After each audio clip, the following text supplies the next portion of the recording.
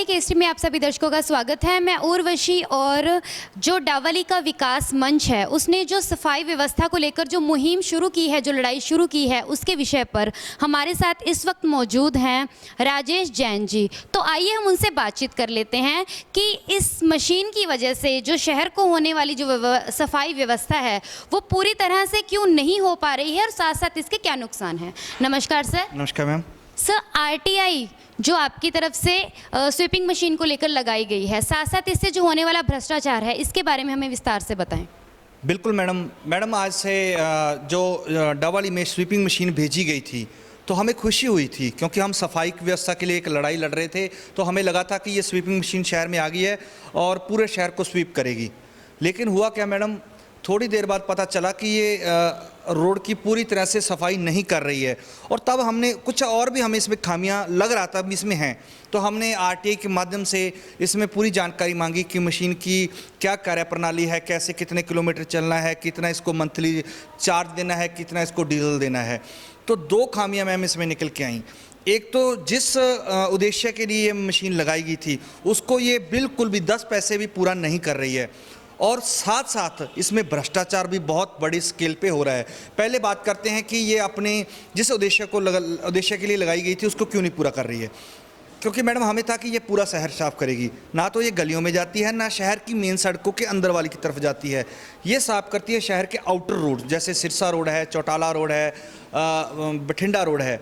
उन सड़कों पर ये वो भी बिल्कुल जो सड़कें फुटपाथ के किनारे हैं उन फुटपाथ को किनारों को लगभग 1-1 फीट तक साफ करती है। और उसको भी हम हमारे साथ जो नरेश सेठी जी हमारे संयोजक हैं, अजय छावड़ा जी, गोरखी साहब, हमारी पूरी टीम, सुमित जी, अमन जी, तो ये जाकर हमने देखा कि ये मशीन बिल्कुल भी वायबल नहीं है। और शहर की जो फुटपाथ पे थोड़ी थोड़ी मिट्टी पड़ी होती है उसको धूल के रूप में उड़ा देती है, या हम कहें भी क्विंटल 2 क्विंटल मिट्टी ये सड़क के चारों तरफ 30-40 किलोमीटर का रन करके उसको इतना कि ये काम कर पाती है। यानी कि ये अपने जिस उद्देश्य के लिए लगाई गई थी उसमें बिल्कुल भी सफल नहीं है। अब बात करते हैं मैम भ्रष्टाचार की। तो तय ये हुआ था कि ये 30 किलोमीटर डेली सफाई करेगी, लेकिन उसमें कई झोल हैं मैम। ना तो ये उसको प्रॉपर सफाई 30 किलोमीटर डेली करती है, कभी 5 किलोमीटर चलाते हैं, कभी 20, और कई बार तो हमने जब आरटीआई में जवाब मांगा तो एक दिन में शो कर रखा था ये कि 50 किलोमीटर चली है। तो अब आप ये देखिए कि सिरसा रोड हमारी जो डावली की बाउंड्री है वो स्टेडियम तक है, या चौटाला रोड पे जैन मंदिर तक मैक्सिमम कह सकते हैं, और बठिंडा रोड में तो एरिया ज़्यादा है ही नहीं, तो 10-12 किलोमीटर का एरिया बनता है। तो 50 किलोमीटर शो कर रखा है, कहीं 40 किलोमीटर शो कर रहा है।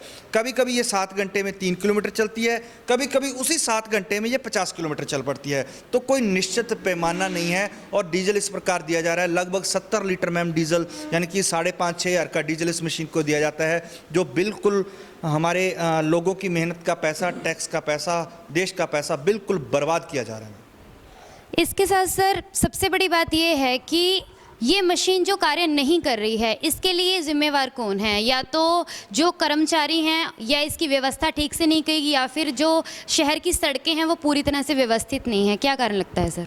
मैडम सबसे पहले तो यही कहेंगे कि ये है मशीन जो यहाँ भेजी गई है, शहर की व्यवस्था जो ढांचा है शहर का वो ही इतना तैयार नहीं है कि ये मशीन काम कर सके। दूसरी बात इसमें ये निकल कर आती है कि मतलब ये मशीन ज़्यादा ये कहेंगे कि भ्रष्टाचार करने के लिए लेके आई है, ना कि इसे शहर की सफाई व्यवस्था को सही करने के लिए। हम जब ये मशीन आई थी तो हमें ये कहा गया था कि ये 50 आदमियों का काम अकेले करेगी। हमें भी बड़ी खुशी हुई, हमने भी ये सोचा कि शहर में ऐसी मशीन आ रही है, हमने भी खुशियाँ मनाई, बड़ा इसमें उत्साह हमें भी हुआ कि ये मशीन आई है तो सारा शहर साफ़ हो जाएगा। जब हमने इसकी कार्यप्रणाली देखी तो ये सिर्फ शहर के डिवाइडर की कुछ मिट्टी उठाती थी। स्टार्टिंग में तो ये वो भी काम कर रही थी, चलो मिट्टी उठा रही थी डिवाइडर की, हमने फिर भी उससे थोड़ा बहुत देख रहे चल कैसे काम करती है, देख रहे चल शहर की बाहरी व्यवस्था तो संभाले हुए है। उसके 1 महीना लगभग इन्होंने ऐसे काम किया हुआ। उसके बाद तो ये पूरी तरह भ्रष्टाचार पर आ गए। सिर्फ मशीन घुमाई जाती है, किलोमीटर पूरे किए जाते हैं, इससे शहर की सफाई व्यवस्था का तो इससे कोई ताल्लुक ही नहीं रहा। अभी हमें जहाँ तक भ्रष्टाचार का ताल्लुक है, जो हमारे नगर परिषद में चुने हुए नुमाइंदे हैं, या हमारे शहर के नुमाइंदे हैं, या कहूँगा हमारे ज़िले के नुमाइंदे हैं, उन सबको ये चीज़ें उनको देखनी चाहिए भी ये मशीन यहाँ क्यों चल रही है जब काबिल ही नहीं है, जहाँ इसकी ज़रूरत ही नहीं है, जब ये काम नहीं कर पाई तो इसे क्यों रखा गया? सिर्फ भ्रष्टाचार के ही रखा गया, इसमें और कोई तो वजह ही नहीं बनती मैम। तो सर क्या मांग है आपकी? हमारी तो यही मांग है कि डब वाली विकास मंच जो है डब वाली के विकास के लिए कार्य कर रहा है। मैं आपको इतना ही बताऊंगा कि आप एक बार Sirsa road, Chautala road, Bathinda road पर जाकर दुकानदारों से पूछें क्या वो मशीन सड़कों की सफाई कर रही है, आपको खुद ही पता चल जाएगा।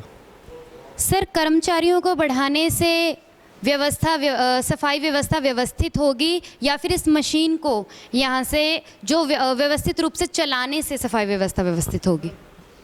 वही है कि अगर ये मशीन चलेगी भी नहीं तो डब वाली का कोई जोग्राफिकल एरिया ही ऐसा नहीं है कि इससे कोई फ़ायदा हो। अब ये किनारों से मिट्टी साफ़ करती है, किनारे तो वैसे ही ट्रैफिक निकलता रहता है तो मिट्टी उड़ी जाती है। तो इसकी बजाय हमारी मांग यही है या हमारा व्यक्तिगत मत यही है कि अगर इसकी बजाय जितने पैसे इसको दिए जा रहे हैं उससे अगर 50 आदमी भी रखे जाएँ डीसी रेट पे तो शहर बहुत ज़्यादा सुंदर बन जाएगा। और ये तो सिर्फ मिट्टी उठा रही है, वो कूड़ा भी साथ में उठाएंगे तो कूड़ा फ्री, सब कुछ फ्री हो जाएगा, तो बहुत बढ़िया होगा उसके लिए।